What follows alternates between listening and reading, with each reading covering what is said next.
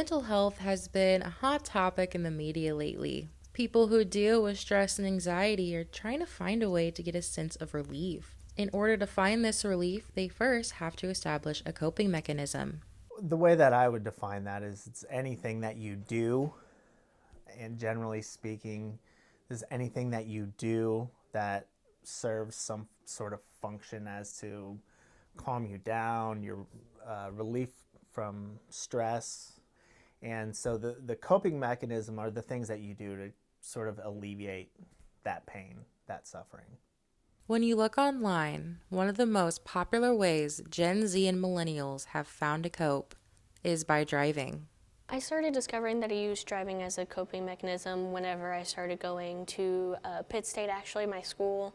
I was driving about 40 minutes every day back and forth to school and back home. Now with my current job, I also drive 15 minutes to work, so it's just very convenient to just go ahead and use driving as a coping mechanisms because I spend most of my time on the road anyways. When I am having a bad day or a bad situation, one of the things that has really helped me is just going for a drive and listening to music, because the motion of driving is soothing to me.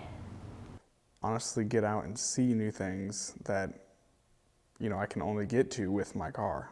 I use it also to deal with ADHD when shifting, because it's a manual transmission. It helps me when I get into gear and I have to think, okay, clutch, this gear, slowing down, I have to put in a lower gear.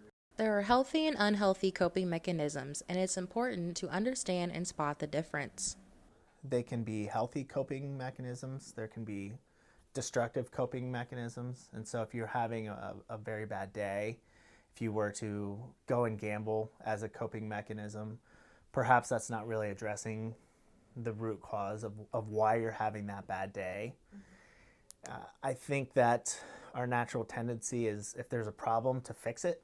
We're sort of predisposed, I suppose, to try to fix things. I think it was when I started driving. I was the only one out of my friend group to have a car and to be able to drive, so we would all go out after youth group and just drive around for a couple of hours or so, or go get Sonic, and ever since then I've really enjoyed driving. For me personally, I think a manual transmission helps better because of my with ADHD, but it could also help if you have an automatic transmission, because if it's a fast car, you can shift fast, and even if that's not the case and it's a slow car, but you got some pops in the back and you have some twerk with it, you're going to have a fun time. So I think that can really help anxiety.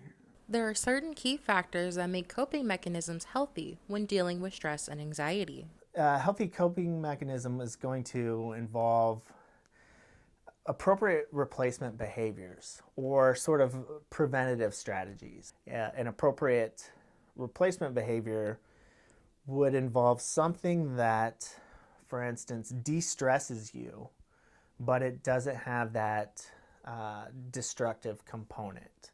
For instance, and it would also be related to something that is important to you, something that you're kind of gaining. I don't like to put myself in situations where I could die or pay a fine.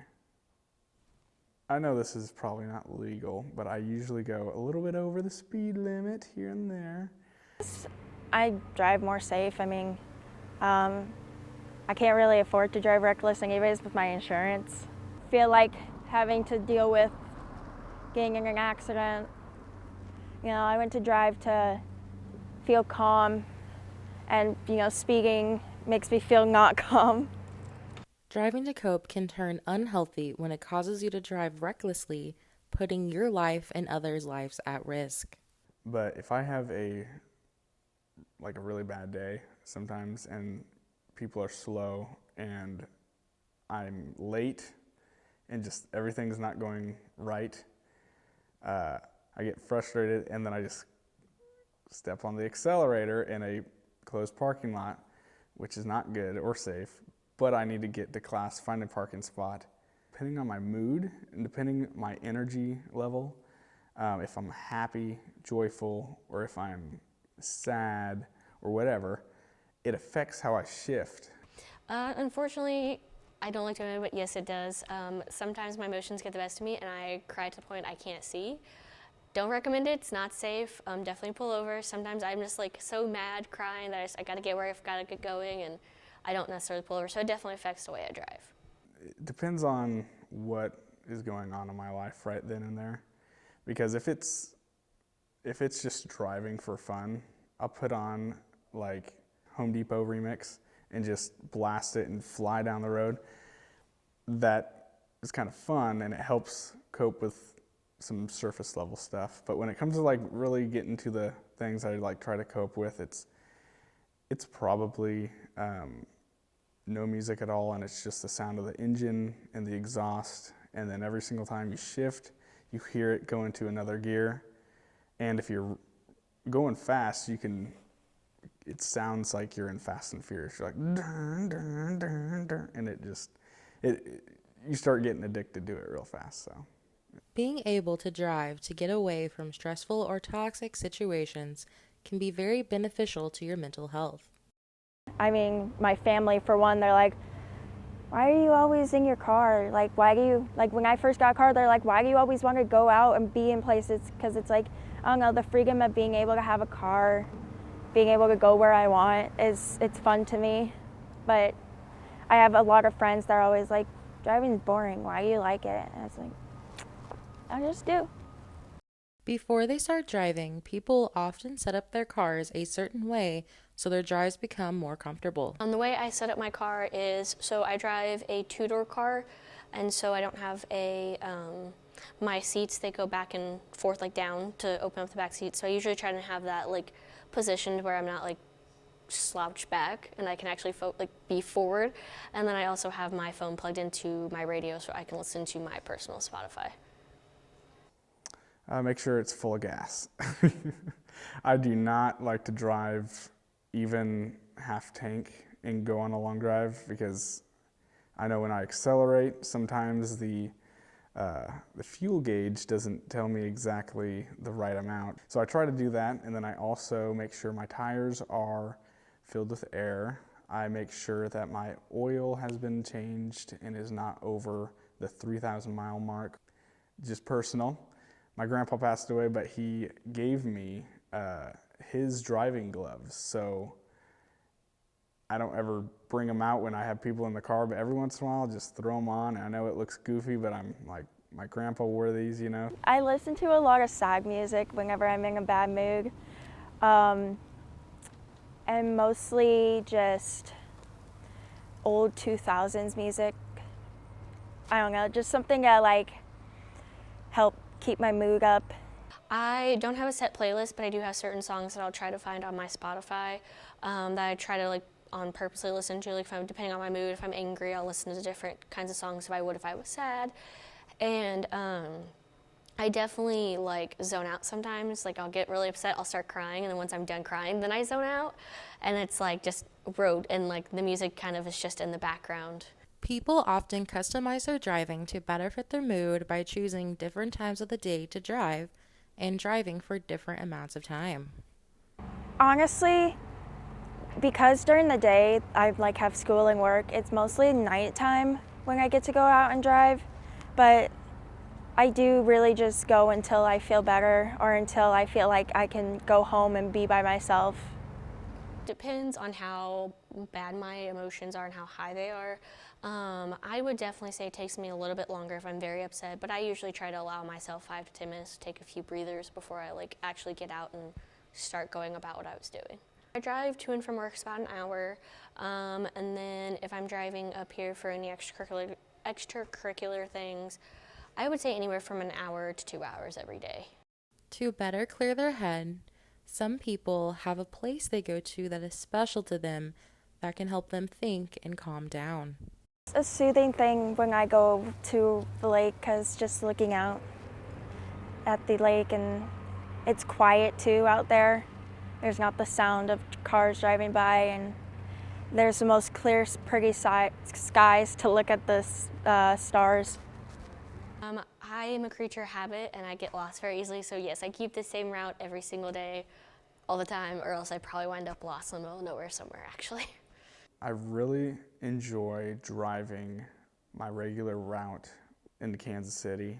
I usually like to go out into like the farm area where there's still paved roads, mainly because you can see everything. And if I was in like Colorado or a new place driving, I'd say I would love exploring new routes, because exploring new routes, it opens your eyes to a lot of things you would have not seen before if you just keep taking the same route. So to be honest, if there's a curvy road, I'll do that 1,000 times. I would never get bored of that. But if it's like the same daily routine, I'm like, it's kind of lame. Like, I want to go see a river or go explore somewhere, so. The downside of using driving as a coping mechanism is that you use a lot of gas. With gas prices being so unpredictable, it can cause people to not drive as much as they wanted to. I have not here recently just because of due to the gas prices and stuff. I'm trying to stay home as much as possible, but most of the time if I'm ever having to deal with something, I usually try and just wait until I get into my car to go somewhere and then handle it. So yeah, I would say definitely just more if I'm going somewhere than actually just getting in my car to drive aimlessly around. Because of the price of gas and it takes premium, not long. But if I had unlimited gas and I could drive anywhere, I would probably just keep driving. I love driving, and especially I cope when it comes to road trips. I love driving, and once I get in my groove, it's really easy to stay in it. For some people, driving solves a lot of their problems. But even if you're a safe driver, is driving really considered a healthy coping mechanism? If it's related to a personal value, what in and of itself is good, inherently good about driving? I wouldn't say it's necessarily bad. I could say it could be either, really. And so my concern would be, if that's your go-to every single time, it becomes more central to your life, even though it may not be important to your life. Perhaps if it's preparing you to tackle some issue. Let's say I'm about to have this talk with my roommate because he's really messy and I'm really nervous about it. And so I take that time to kind of calm my nerves, contact the present moment. I'm thinking of what I might say, and then it helps me prepare for tackling that issue. Then it would be a healthy coping mechanism. Driving is considered a healthy coping mechanism if it's something that has value to you, helps you prepare for stressful situations, or to calm down your thoughts. With that in mind, drive safe out there.